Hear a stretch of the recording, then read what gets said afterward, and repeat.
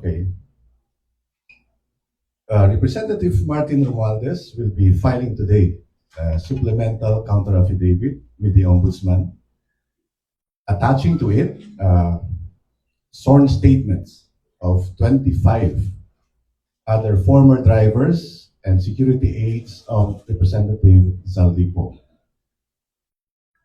Isasama na rin natin dyan ang napabalitang pagbaligtad ni Mr. Orly Cuteza. They have come forward and directly contradicted the earlier accounts of the 18 Maleta boys represented by Attorney Baligod.